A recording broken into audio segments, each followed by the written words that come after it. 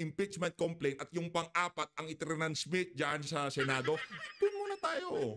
Pagka walang katotohanan yun, isa lang pala, yan lang pala ang isinampang impeachment complaint laban kay BP Sara at yan lang ang pinadala sa Senado, wala tayong problema.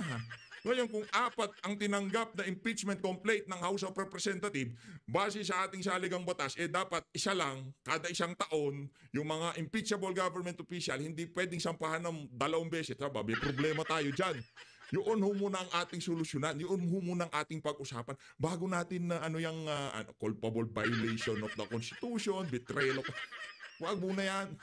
Ano yan, kumbaga, linilito yung mga kababayan natin. Punta muna tayo, kumbaga, back to basic tayo dyan. Doon tayo sa rules kung paano yung tamang paghahain ng impeachment sa isang impeachable official. Wag muna tayo punta doon sa technicalities kung totoo nga bang nagbinitray niya yung public trust. Di ba? Meron siyang na-violate sa saligang batas. Huwag muna tayo doon. Ilan ang tinanggap na impeachment complaint ng House of Representatives? Sagutin natin yon. Pagkatapos nun, doon tayo magtutuloy-tuloy. Ngayon, kung doon pa lang sa pag-uumpisa, meron tayong problema. Abo, Senator Risa, tamang disappointed lang ho ka talagang mangyayari sa inyo. Yun ho yun. Well, hindi kasi kayo nagkaroon ng proper coordination doon sa maghahain, doon sa mga tatanggap. Okay lang sana naghain si ganito, naghain si ganyan. No? Sabi nito si Reginald Velasco, hindi na namin tatanggapin yan. May hinihintay kaming maghain ng impeachment complaint kasi matitenga yan Mag-uumpisa yung 1-year ban pagka-file ng impeachment complaint na yan. Hindi ho nila na-anticipate yun. Diba? Si Reginald Velasco, palong-palo din na matanggal niya tong si BP. O sige, file. O sige, tanggap ng impeachment complaint. O maya-maya, anong nangyari? Naku, parang meron tayong dito, meron tayong problema. Di ba? Ano na yan, release na yan ni Rodante Marcoleta nung congressman pa siya kasi ngayon senador na siya. At tumanda-handa kayo pagka nag-umpisa na yan sa Senado. Sigurado, sasalansanin kayo ng mama na yan. Yung mga naghuhusay-husayan na walang nalapag, walang ganito, walang ganyan. Ang pinag-usapan, pag tinanggap ng ang tawag dito, Secretary General ng House of Representatives, ang impeachment complaint, i-refer kagad yan dapat sa Committee on Justice. Diba? Tapos pag-uusapan doon kung merong substance, kung merong sustansya, merong grounds yung mga isinampang... di ba ganun yun? Sa pagkakaintindi natin, correct nyo na lang kung mali ako. Kung mali kayo, edi tama kayo. Kung mali ako, edi tama kayo. Wala nang problema doon. Pagkakaalam natin doon nila i-identify o pag-aaralan kung meron ba sustansya yung mga complaint laban dito kay BP? Meron bang grounds talaga para i-transmit natin from House of Representatives papunta Senado yung mga complaint na yan, di ba? Iyon ang pagkakaintindi natin. Kaso hindi na pinadaan doon Di ba dapat pagtanggap ni i-refer na yan sa Committee on Justice. Hindi ho ginawa. Naghintay pa ng 4, tapos wala ng Committee on Justice, rektang Senado na. Tayo doon lang tayo sa rules. Hindi ho para dito na guilty ba si BP, hindi guilty si BP. Kasi pagka inumpisahan natin yung isang bagay na mali, lahat ho nang gagawin natin pagkatapos ng mali na yon, wala na hong tama, mali na ho lahat yun. Ako, nyo po mga kababayan, ano ba, meron kang ina-assemble, bumili kayo ng kung ano man yan, Lego set. Kahit ano pa yan, ang laruan. Pagka inumpisahan nyo yung pag-assemble ng tama, hindi ho inumpisahan nyo yung pag-assemble nyo ng mali, hindi ho matatapos yung gagawin nyo na yan. Babalik at babalik kayo, babaklasin nyo lahat yan at uumpasahin nyo ulit doon sa back to basic. Doon sa pinaka-umpisa para malaman natin kung ano yung maling ginawa natin. Babaklasin nyo lahat. Alam nyo yung hinabi, bumili kayo ng aparador sa Shopee. Gagawin nyo. Naku, parang mali ata to. Ngayon, ay tinignan nyo yung, kasi ganyan ng mga Pilipino di ba? Mga bidabidahan. Alam ko yan, bira ng bira. Pagkatapos maya-maya, pagka hindi nabubuo, kukunin nila yung manual. Pag binasa nila yung manual, ay mali pala, babaklasin na naman. Parang ganun lang ho yan mga kababayan.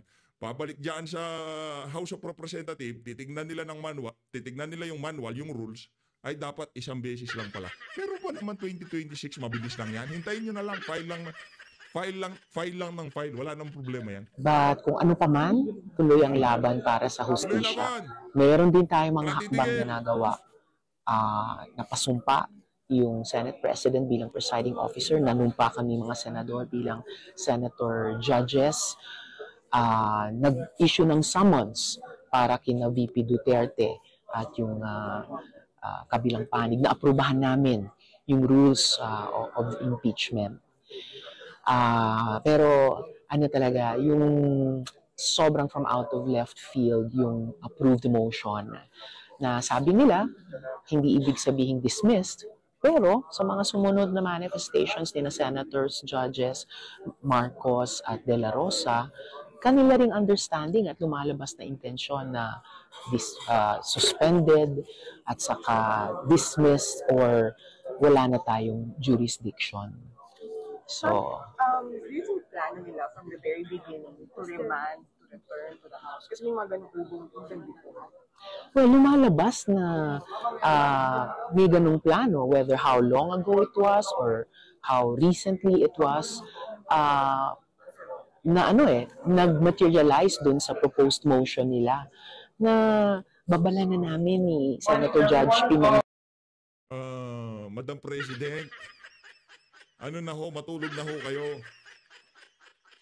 Ika nga kahit na ano pang gawin nyo, kayo naman, ano ba naman yan? Bigyan nyo naman ho ng dignidad ang Senado. Diyan ho kayo kasali diyan sa Senado. Hindi ho kayo kasama sa House of Representatives. Para kayo ang sumagot doon sa mga question kaugnay dyan sa impeachment na yan. Bigyan nyo naman ho ng katiting na dignidad ang chamber na kinabibilangan nyo. Diba? Respetuhin nyo ho ang Senado. Diyan kayo kabilang. Ang gusto kasing mangyari nitong si Risa Hontiveros, kahit mabalahura na Senado, kahit apurahin na Senado, diba? Kahit naipasa na lahat ng bola sa Senado, walang pakialam niya si Madam President. Gusto maging President niyan eh. Tawagin na natin siya Madam President para at least, diba? O, Madam President. Kaso hanggang dito lang, kumbaga, papauna na namin dahil hindi mangyayari. Uusugin namin, hindi nga. Ito, Jinky Luis Rowe tayo. Rekta ho tayo sa nangyaring press con na itong si Baculaw kaninang umaga dyan sa House of Representatives. Okay? Articles of impeachment, which, according to you, is being returned by the Senate, was received already by the Secretary General. I hope you understand that the members of the prosecution panel here has no participation whatsoever in the proceeding of the Office of the Secretary General. Let's wait and see kung anong official information ng SecGen. But ano pong action po ng ating prosecution team? Tatanggapin po ba itong articles of impeachment, yung pag-remand? And what was your reaction to that while watching it last night?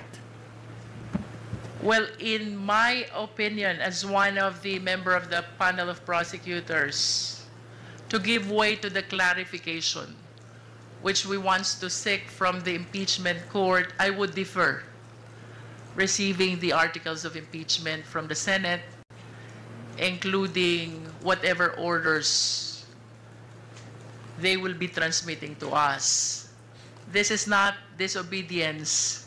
Definitely, ang gusto lang po natin mangyari is to seek guidance and enlightenment first so we can properly comply with the order of the impeachment court. When you say you would like to seek guidance, may coordination na po ba with the Senate? Ano po yung ginagawa nating pag-usap sa kanila para maliwanagan po tayo doon sa mga orders nila?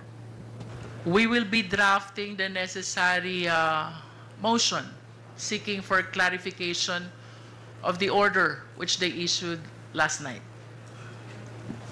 So nakita po kasi namin kanina si Sergeant at Arms ng Senate kanina and wala pa pong nag-receive ng copy. So technically hindi po muna tatanggapin ng Kamara ang pagbabalik ng articles of impeachment and magpapasa po muna tayo ng tama ba, ma'am?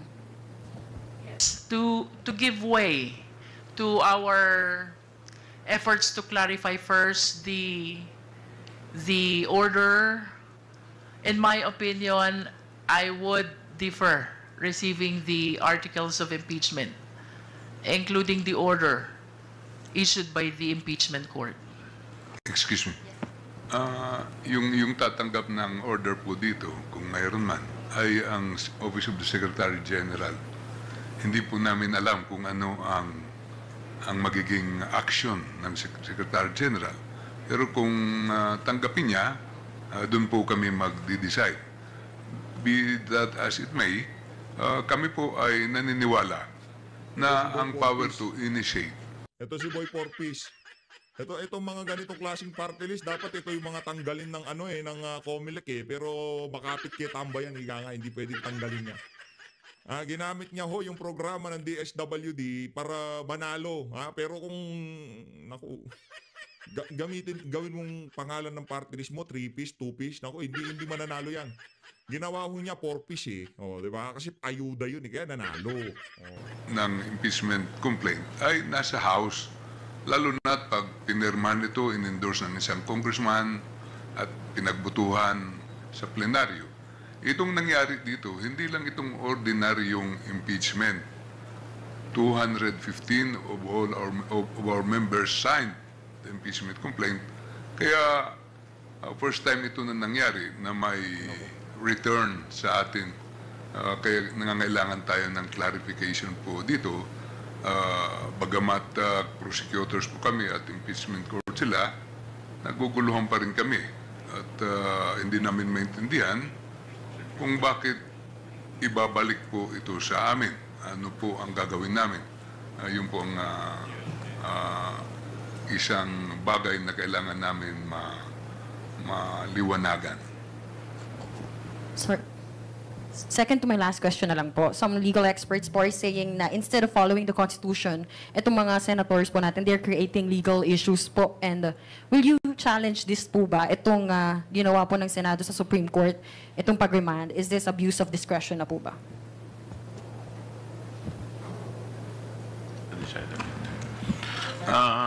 Ito pong sa ngayon, ang desisyon ng House Prosecution Panel is to submit clarification muna. So with respect to other legal remedies, hindi pa namin to na pagdidesisyonan until such time ma-receive namin yung sagot sa clarification. Kong Chua, you also mentioned kanina nagtataka kayo dun sa ginawa ng desisyon ng Senado at sila pa yung nagmosyon, mismong mga hurado. And you quote, sinabi nyo po, sila na yung parang nag-aabogado mismo kay VP Sara Duterte. How optimistic are you po na there will still be a fair and impartial trial? Well, yun po ay personal opinion ko. Hindi ko po alam kung ano yung opinion ng aking mga kasama. And in fact, nung akin rin pong personal na opinion, ito pong ginawa na pagbalik sa amin ng articles of impeachment ay sa aking paniniwala ay unconstitutional. Dahil wala naman po ito, excuse me, wala naman po ito sa kanilang... Yan, mga yan Maraming nag-ano sa atin, send ng picture Ang ganda ng bakasyon ng mama na yan. Kapangyarihan at ito po ay inaasahan natin na kung meron man mga motion na gagawin, ang gagawa po nito ay yung sa defense. Kaya yun po ay aking personal na opinion.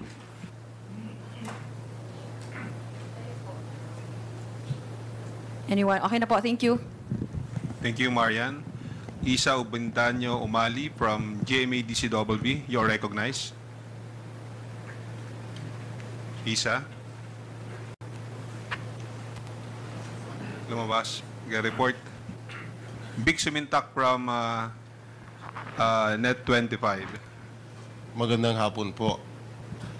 May we know now kung ano na ang status ng article of impeachment in your point of view na kagabi po ay dinicide nga po ng impeachment court na mayroong mga nakita silang mga procedural lapses and constitutional question doon sa 7 article of impeachment kasi pinoint out din nung mga nagsulong ng motion, particularly Senator Alan Peter Cayetano, yung first, second, and third impeachment.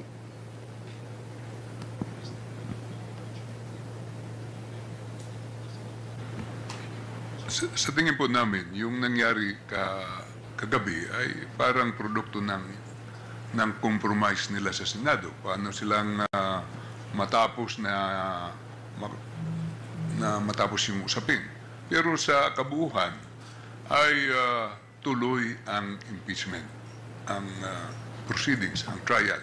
Kasi pinasagot na po yung ating Vice Presidente at binigyan siya ng 10 days to answer. Ibig sabihin, buhay na buhay dahil pag sumagot ng ating Vice Presidente ay matutuloy na. Bagamat, nandun na tayo sa period na patapos na ang 19th Congress at magsisimula na yung 20th Congress. Sa amin naman, may gusto silang hinging certification. Palagay ko po,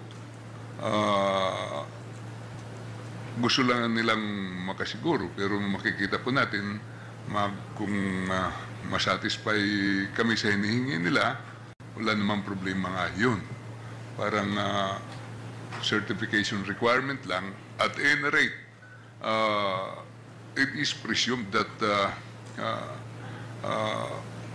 our duty has been, there's the presumption of regularity in the performance of official functions. Lahat ng nasa gobyerno, yan po ang presumption.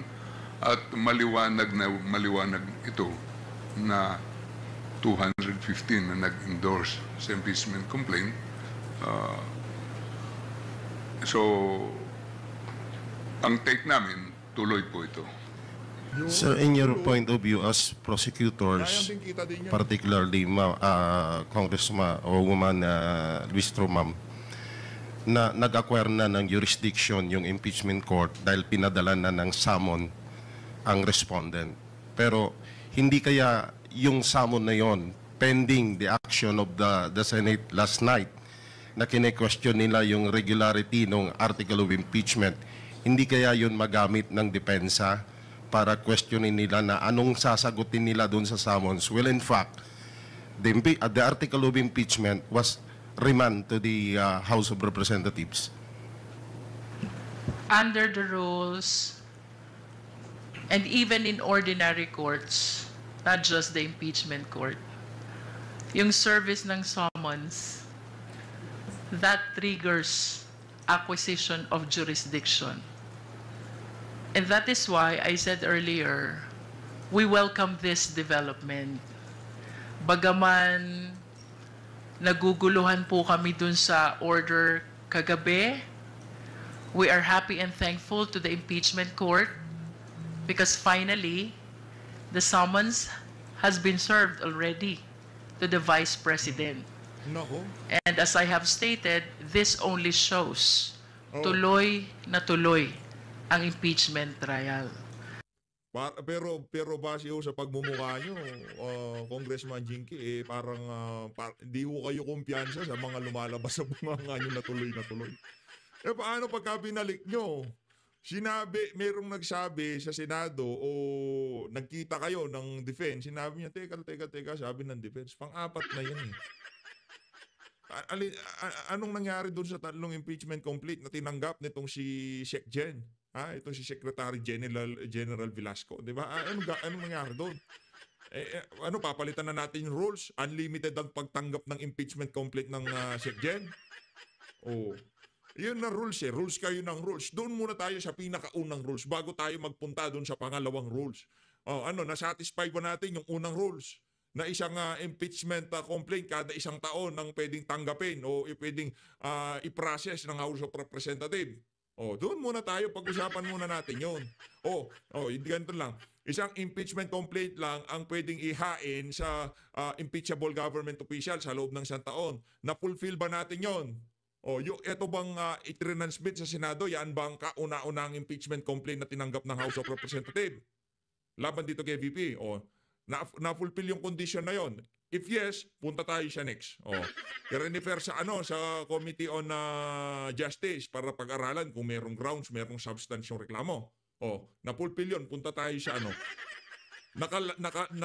nakakuha ng boto o nakakuha ng perma sa mga congressman yan na impeach si BP Sara. O punta tayo sa next step.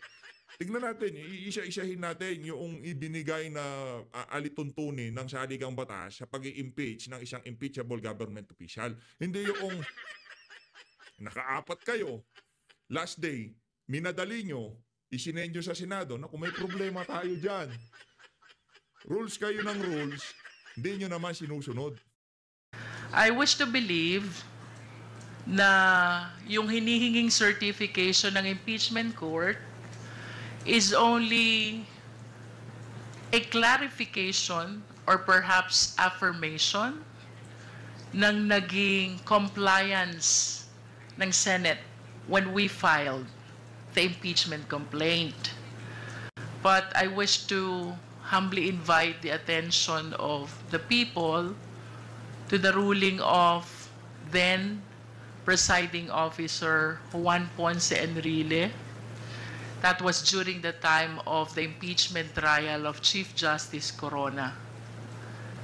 Ang sabi po niya doon sa resolution, when there is compliance in the two basic requirements, that is the signature by at least 1/3 of all members of the House, and there is the verification, the filing of the impeachment complaint already enjoys presumption of legality. And that cannot be questioned anymore unless there is strong controverting evidence. Napakaliwanag po niyan. And I believe that this is still a very good law which should guide our impeachment court. No? Gusto ko lang pong balikan yung inyong question kanina. Anong status ng articles of impeachment considering that there are efforts to return? I humbly believe that the case is very much active and alive. Why? Ano pala? No less than the order of the Senate last night stated that the case is not dismissed, not terminated. Ibig sabihin, buhay na buhay ang kaso, pending sa impeachment court, reason also kung bakit kami man po ay nagtataka kung bakit ibabalik ang articles of impeachment dito sa House of Representatives. One last point from my end. Ma'am, since we know na co-equal body ang Senate at saka House of Representatives, the House of Representatives will initiate the impeachment. The Senate will be the trial court. Since na kine-question nila yung legality or the constitutionality of the impeachment complaint or article of impeachment, hindi ba ito isang insulto sa co-equal body? Yun, isa rin po yun sa aming pinagtataka dahil normally po, ang magtatanong po niyan o magko-question niyan, yung mga abogado ng respondent. Kaya nga po kami po naniniwala na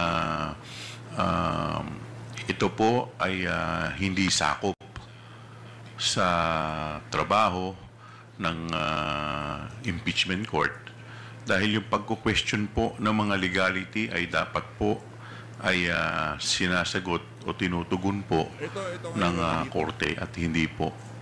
Ito ang irony dito. Nakita niyo ho ba yung nakuhang boto nitong si Joel Chua? Mahigit 100,000. Ngayon, kini-question niya ho yung mga senador na kung saan ang mandatong ibinigay sila sa kanila ng sambayan ng Pilipino, talagang nationwide kung tawagin. Milyon-milyon ho ang mga boto niyan. Respetuhin niyo ho yung naging botohan.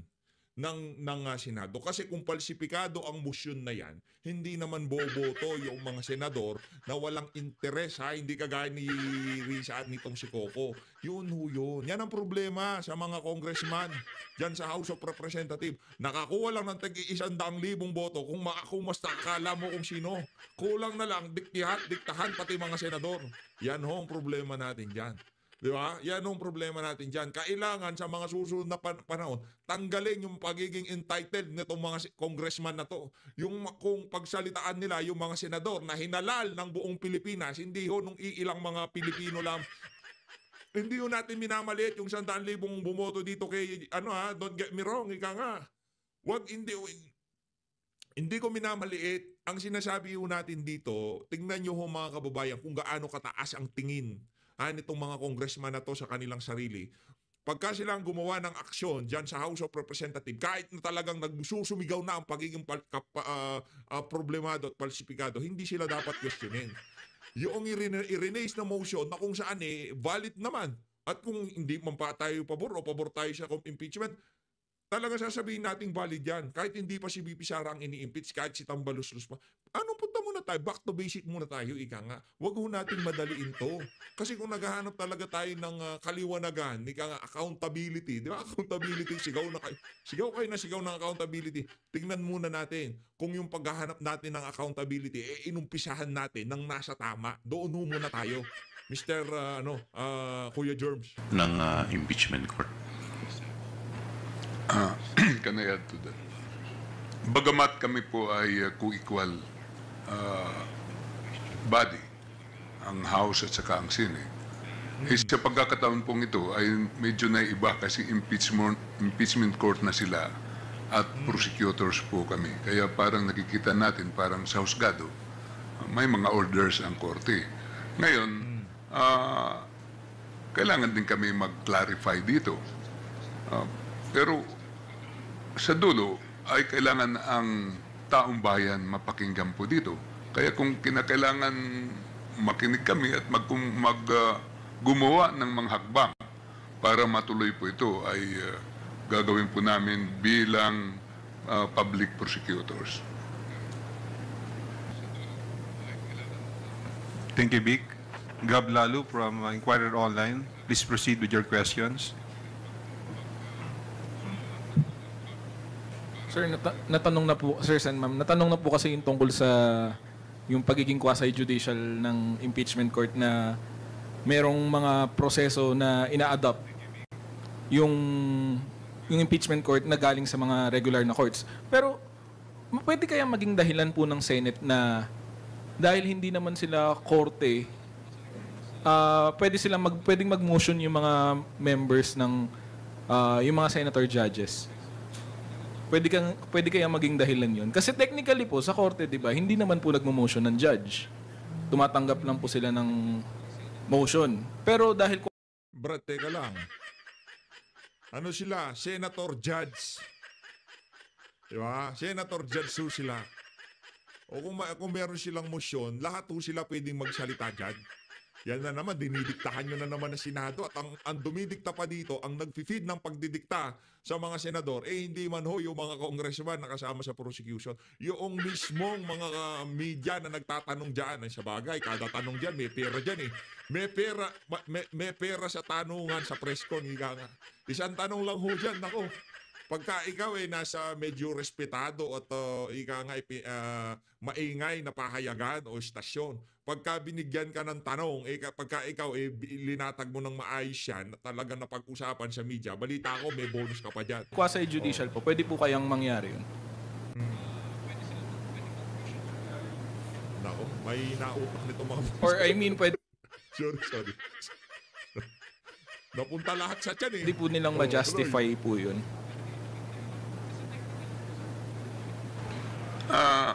Medyo naiintindihan ko po yung pinanggalingan ng pagtatanong ninyo kasi nung nag-oath pa lang sila kailangan silang maging impartial, di ba?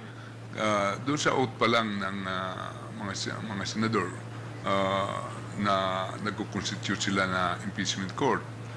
Pero nakikita naman po natin na pwede nilang gawin kasi Ginawa nga na nga kagabi. Pero whatever it is, kami pa rin ay may respeto sa kanilang proseso at nagagalak din po kami na ipagpapatuloy po ito. Kaya nga, binigyan na ng summons ang ating Vice President. Second question po, nung meron po kasing previous briefing na sinabi ni Representative Zamora na